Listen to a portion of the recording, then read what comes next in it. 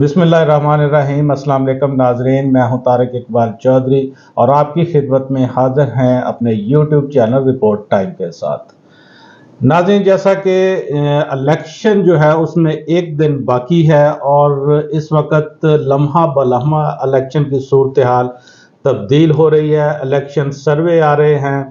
मुख्तलिफ जो political parties हैं उनके जो हेड्स हैं उनकी तरफ से मुख्तलिफ बयानात आ रहे हैं, लोग अपने तजिए दे रहे हैं और एक दिन जो बाद इलेक्शन होने वाले हैं उसमें क्या रिजल्ट सामने आते हैं, ये कमो बेश जो सर्वे आ रहे हैं या तजिए आ रहे हैं उनसे रिलेट ही करते हैं। आज हमारे साथ मौजूद हैं हमारे दोस्त सीनियर सहाफ़ी, मुहक्किक, अदीब, शायर जनाब सजाद अज़हर साहब, और इसके साथ हमारे साथ मौजूद हैं हमारे दोस्त एडिटर रोज़नामा आफाक एजाज चीमा साहब। तो नाज़रीन, आज हम इनसे डिस्कस करेंगे कि इलेक्शन जो है बेसिकली उसमें क्या होने जा रहा है। सजाद साहब, आपसे शुरू करते हैं। मुझे ये बताइए कि जैसे कि पहले भी इलेक्शन में मुख्तलिफ सर्वे आ रहे थे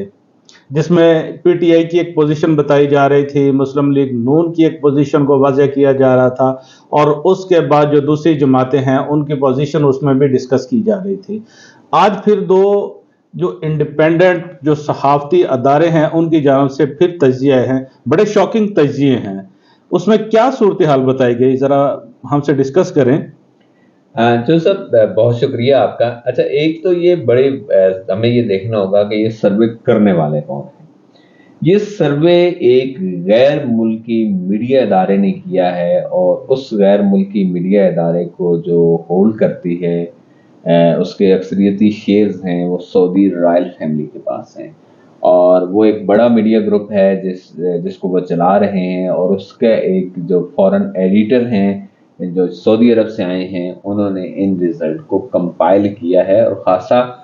ये तफसीली सर्वे है जिसमें 7,500 के करीब जो लोग हैं उन्होंने अपनी राय का इजहार किया है। अच्छा, इसमें जो सबसे चीज़ें दिलचस्प हैं वो दो हैं। एक तो ये है कि पीटीआई जो है वो 33.7% के साथ सबसे मकबूल जमात है और दूसरे नंबर पे जो मकबूल है वो मुस्लिम लीग नून है और वो उससे तकरीबन 10 पॉइंट पीछे 23% जो है उसे हमायत हासिल है। तो इसका वाज़ेह मतलब ये है कि दोनों जमातें मिल के भी अगर करें तो वो ऑलमोस्ट 53% पे वो खड़ी हुई हैं। तो मुल्क की जो बाकी 57% जो 47% जो राय दहंदान हैं वो दीगर जमातों से हैं, जिनमें जमात इस्लामी जो है वो तीसरी बड़ी कुव्वत के साथ है। पीस पार्टी जो एक वक्त पाकिस्तान की सबसे बड़ी जमात रही है, हैरान कुन बात है, वो चौथे नंबर पे आ चुकी है और बाकी जो इसमें इलाकाई जमातें हैं उनको जो है वो भी अपने अपने इलाकों में पॉपुलर है। इसका मतलब ये है कि जो टू पार्टी सिस्टम होता है जो किसी भी डेमोक्रेसी के लिए बुनियादी जो है उसको फलने फूलने के लिए किरदार अदा करता है, वो पाकिस्तान में ख़त्म हो चुका है और एक मुनक़सिम राय मौजूद है। और ये मुनक़सिम राय जो है ये वफाक पाकिस्तान के लिए जो वफाक है पाकिस्तान का जो मुख्तलिफ लिसानी और कौमी जो है वो उसका नुमाइंदा है, क्योंकि यहाँ पंजाबी हैं, सिंधी हैं, बलोची हैं, पठान हैं और दीगर कौमियतें हैं। तो अब ये जो हमारी जो राय है वो कौमी सतह की जमातों के पास नहीं है राय आमा, वो कौमी जो जमातें हैं वो मिला के भी जो है वो 60 और 65% जो है वो राय को, अगर हम जमात इस्लामी को भी शामिल कर लें तो ऑलमोस्ट 70% जो पॉपुलेशन है वो इन चार जमातों के पास है। यानी दो कौमी नहीं है, अब ये चार जमाती है और फिर अगर छोटी जमातों को कहें तो ये 10 से ज़्यादा जमातों में मुनक़सिम है और ये जमहूरियत के लिए और वफाक के लिए मैं इसको मुस्बत नहीं समझता। अच्छा एजाज चीमा साहब, अभी सजाद साहब डिस्कस कर रहे थे जो इलेक्शन सर्वे आया है, डिफरेंट सर्वे आ रहे हैं, हर तकरीबन जो पोल हैं, हमारे अखबारात हैं, हमारे टीवी चैनल्स जो हैं, इंटरनेशनल मीडिया है वो दे रहा है। अच्छा, آپ مجھے یہ بتائیں، آپ کی چونکہ گہری نظر ہے سیاست پہ، آپ ایڈیٹر ہیں، ایک اخبار کے مدیر ہیں، روز لکھتے بھی ہیں، انٹرنیشنل میڈیا میں جو ابھی ایک چیز سامنے آ رہی ہے، جیسے یہ نیو یارک ٹائم ہو گیا، یہ الجزیرہ ہو گیا، اس طرح جو بڑے پاپولر ہیں، اس میں یہ کہا جا رہا ہے جی کہ پاکستان کے جو الیکشن ہے اس پہ لوگوں کا جو اعتماد ہے نا وہ شیک ہو چکا ہے، جو سمپل ورڈز میں، تو جی وہ کیا وجہ بنی؟ ابھی اعتماد کیوں شیک ہو چکا ہے؟ اس کی کیا صورتحال ہے؟ جی چل صاحب، بالکل آپ بجا فرما رہے ہیں. اگر ان جو سروے ہوتے ہیں ان پہ اگر نظر دوڑائیں تو یہ نظر یہ آتا ہے کہ جب بھی کسی ملک میں الیکشن ہوتے ہیں تو دوسرے جو کنٹریز ہوتے ہیں ان کی بھی اس پہ نظر ہوتی ہے، تجسس ہوتا ہے کہ کون سی پارٹی آگے ون کر رہی ہے. ان کے یہاں پہ ملکوں کے سفارتخانے بھی ہوتے ہیں، وہ بھی اب جو اوپینین میکر ہوتے ہیں وہ بھی اب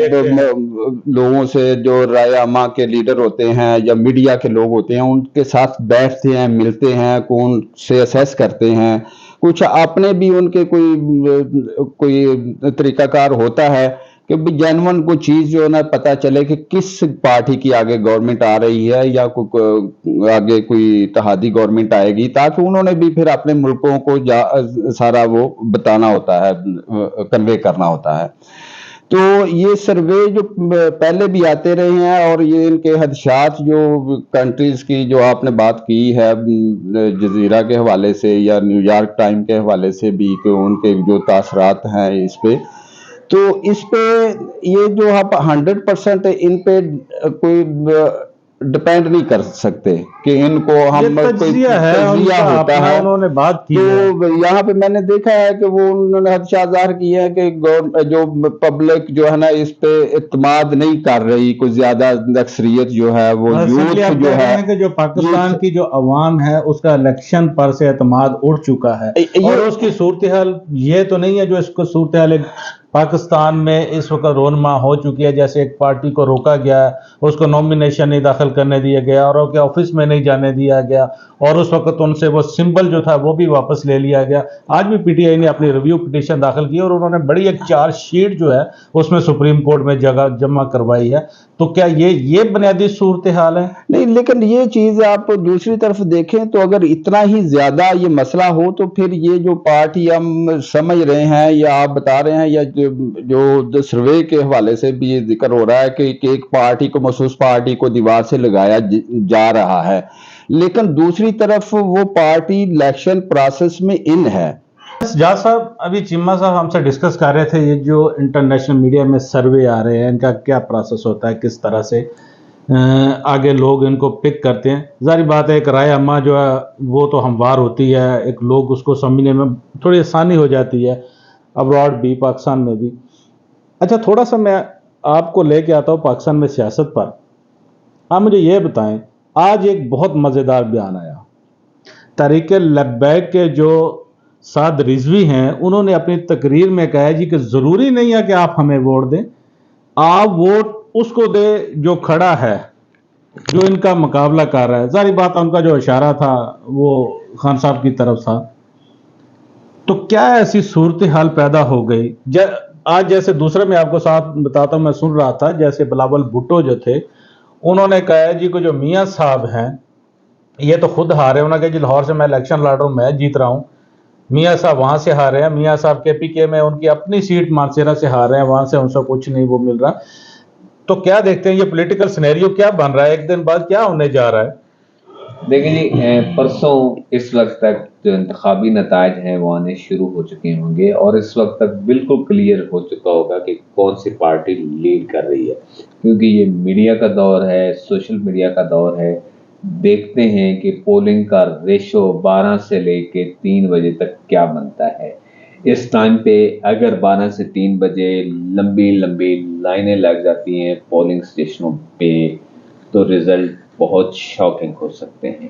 اب دیکھنا یہ ہے کہ وہ جو شاکنگ رزلٹ اگر ایسا ہو جاتا ہے تو پاکستان کی اسٹیبلشمنٹ جو ایک جماعت کو کسی صورت نہیں چاہتی کہ وہ آئے اقتدار میں، کیا اس کا اقتدار وہ تسلیم کریں گے، کیا وہ نتائج جو ہیں وہ فیئر طور پہ عوام کے سامنے آئیں گے. جو بیلٹ سجاد صاحب یہ شاکنگ کی بات کر رہے ہیں، جو شاکنگ کی بات کر رہے ہیں، یہ ذرا بتائیں یہ شاکنگ اگر ہوا تو میاں صاحب اس کو ایکسیپٹ کر لیں گے؟ دیکھیں چودھری صاحب، میں آپ کو یہ بتا دوں، میں میاں صاحب کو پچھلے جتنے عرصے سے جانتا ہوں، میاں صاحب کو اگر جتنی کم نشستیں ملیں بھی تو میاں صاحب ان رزلٹ کو تسلیم کر لیں گے اور میاں صاحب جو ہے وہ اپوزیشن میں بیٹھ جائیں گے. اور اس کی وجہ یہ ہے کہ یہ جو حکومت آ رہی ہے اس کے لیے کرسی ایک کانٹوں کی سیج ہے. اندرونی طور پہ، بیرونی طور پہ، معاشی سطح پہ پاکستان کو شدید ترین چیلنجز درپیش ہوں گے اور حکومت کو بہت مشکل فیصلے کرنے ہوں گے. سب سے مشکل فیصلہ یہ ہے کہ جو کارپوریشنیں ہیں جو قومی خزانے پہ جو ہے وہ 8,000 ارب روپے کا بوجھ ہے، اگر انہیں لے آف کرتے ہیں تو کم از کم 4 سے 5 لاکھ لوگ بے روزگار ہوتے ہیں. اب یہ اتنا بڑا وزن کون اٹھائے گا؟ اس سے اٹھانا پڑے گا جو بھی حکومت آئے گی. تو یہ ایک مشکل فیصلے ہیں جو آنے والی حکومت کو کرنے ہیں. ہاں اگر نواز شریف جیت جاتے ہیں اور یہ منقسم مینڈیٹ آتا ہے اور پیپلز پارٹی دوسرے نمبر پہ ہوتی ہے اور جماعت اسلامی تیسرے نمبر پہ ہوتی ہے اور باقی جماعتیں ہوتی ہیں، تو شاید مجھے خدشہ ہے کہ آصف زرداری کہیں ان انتخابات کو چیلنج نہ کر دیں. پی ٹی آئی نے تو چیلنج کرنا ہی ہے، اور اگر پی ٹی آئی کے ساتھ آصف زرداری نے بھی اپنا وزن اس پلڑے میں ڈال دیا جو انتخابات کو تسلیم نہ کریں، تو پھر آنے والی حکومت ایک جو ہے وہ مزید عدم استحکام لائے گی. سیاسی طور پہ پاکستان مستحکم نہیں ہوگا. اچھا اجاز چیمہ صاحب، ایک جو صورتحال ڈیولپ ہو رہی ہے جو سیاست میں، بہت سارے جو انڈیپینڈنٹ کینڈیڈیٹ اس وقت الیکشن میں حصہ لے رہے ہیں، ظاہری بات ہے ان کے پاس سمبل نہیں ہے تو الیکشن بالکل وہ اپنا آزاد امیدوار کے طور پر سامنے آئے ہوئے ہیں. اچھا ان کا جو مقابلہ ہے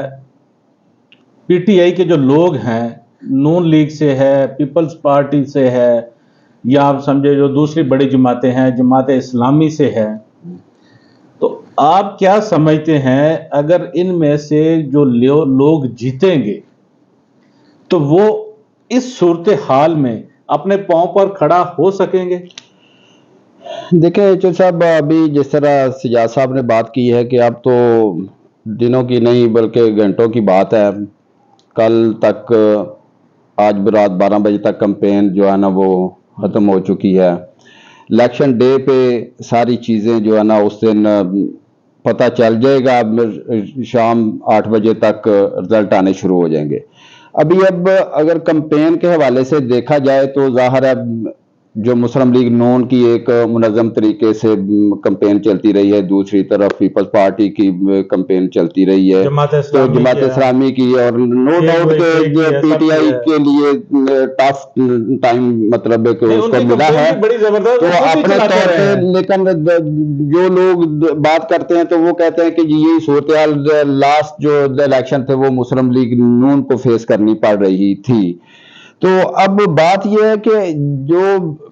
غیر یقینی کی جو پہلے صورتحال تھی تو یہ ڈسکس کیا جاتا تھا کہ الیکشن کے بعد جو ہے نا وہ حالات بہتر ہو جائیں گے تو معاملہ سموتھ ہو جائیں گے اور اس کے معیشت پہ بھی بہتر اثر پڑیں گے، جو چیزیں سامنے جو مشکلات کا سامنا کرنا پڑ رہا تھا. لیکن جس طرح کی بات ابھی سجاد صاحب نے بھی کی ہے کہ اصل چیلنجز میں سمجھتا ہوں کہ الیکشن کے بعد فیس کرنے پڑیں گے. یہ اس طرح کی جو کسی کو واضح اکثریت والی بات نہیں ملے گی کہ کوئی فلاں جو ہے نا وہ بڑے آرام سے گورنمنٹ بنا لے گا. تو جو کرتا دھرتا ہے، جو پیچھے جو پرفارم کر رہے ہیں کہ جنہوں کی نظر بھی ہے، وہ جو چاہ بھی رہے ہیں کہ اس طرح کا رزلٹ آئے، تو وہ سارا ڈیپینڈ جو انڈیپینڈنٹ کینڈیڈیٹ ہیں ان پہ انحصار ہوگا. جو تجزیہ کار تھے جن کے ساتھ ہماری بھی ڈسکشن ہوئی ہے وہ کہہ رہے جی کوشش کی جا رہی ہے کہ مسلم لیگ کو 100 سے 110 سیٹیں جو دے دی جائیں، یا ان کو اتنی سیٹیں اگر مل جائیں تو وہ دوسری گورنمنٹ جو ہے پارٹی سے مل کر اپنی فارم کر سکیں گی. لیکن یہ ایک بہرحال ایک مشکل چیلنج ہے. ظاہر بات ہے جو ڈیسیژن ہے وہ تو پاکستان کی عوام نے لینا ہے، اور اگر یہ جو عوام ہے، یہ جو لوگ ہیں، یہ جو یوتھ ہے، جیسے سجاد صاحب کہہ رہے تھے، ایک بڑی تعداد میں جو اس وقت ینگ ووٹرز ہیں جو ابھی جن کا بھی نام شامل ہوا ہے 3-4 کروڑ کے لوگ، یہ اگر باہر نکل آئے تو چیلنجنگ رزلٹ کس کے لیے صاحب ہوگا؟ بالکل آپ بات صحیح کر رہے ہیں کہ اگر سوشل میڈیا ڈیجیٹل میڈیا پہ دیکھا جائے، جیسے آپ نے بتایا کہ وہ بھی کمپین پی ٹی آئی کو وہ کہ ایک نارمل کمپین تو نہیں ہوئی، لیکن وہ اپنے طور پہ ڈیجیٹل سوشل میڈیا کے مطلب ڈپینڈ کر کے وہ کمپین چلا رہے ہیں۔ اب یہ میں سمجھتا ہوں کہ سوشل میڈیا کا بھی یہ ٹیسٹ ہوگا کہ کیونکہ ماضی میں بھی ہم نے دیکھا ہے کہ جو فالوئنگ ہے نا، اس بیس پہ مشرف صاحب کو بھی پتا چلا تھا کہ جو اس کے اتنے فالوور ہیں، تو جب وہ ادھر آئے تھے تو اس کو وہ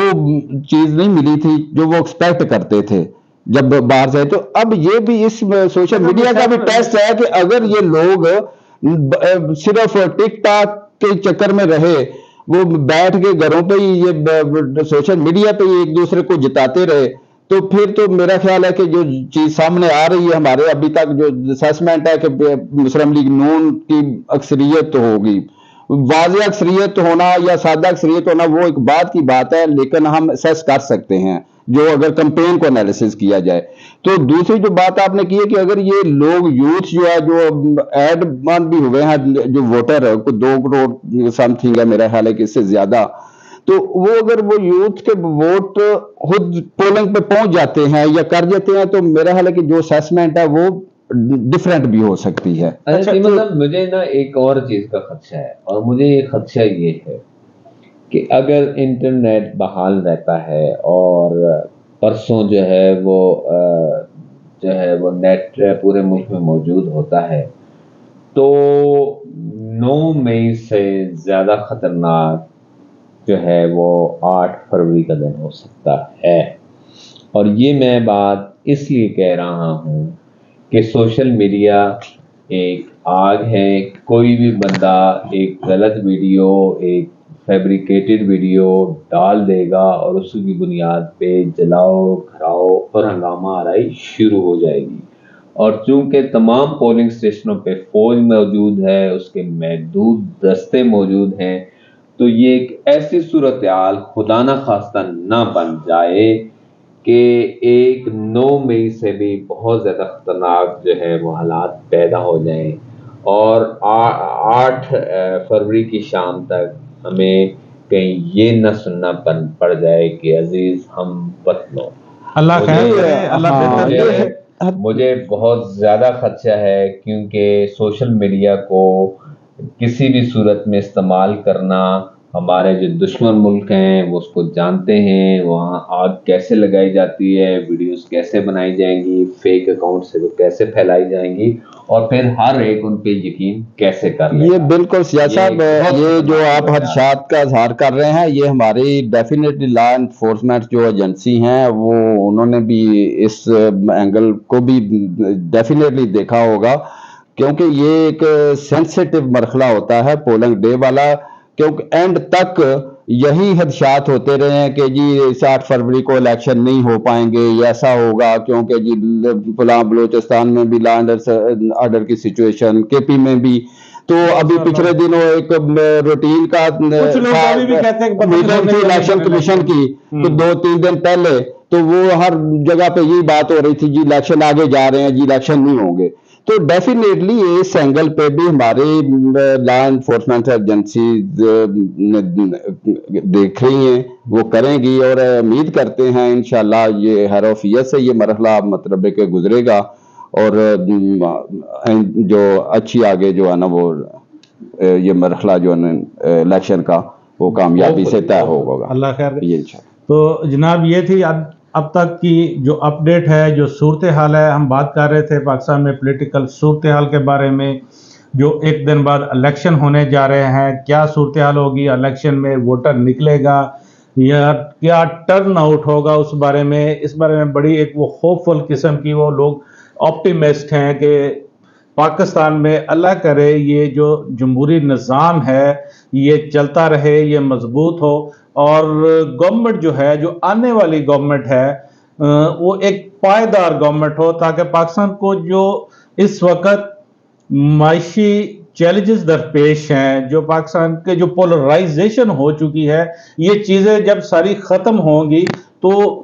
تبھی جو ہے ملک آگے بڑھ سکے گا۔ تو ناظرین، آپ کی خدمت میں پھر حاضر ہوں گے، پھر کسی نئے ویلاگ کے ساتھ، مزید ڈیولپمنٹ کے ساتھ۔ اپنا بہت سارا خیال رکھیے گا۔ سجاد صاحب، چیمہ صاحب، آپ کا بہت بہت شکریہ۔ اللہ حافظ۔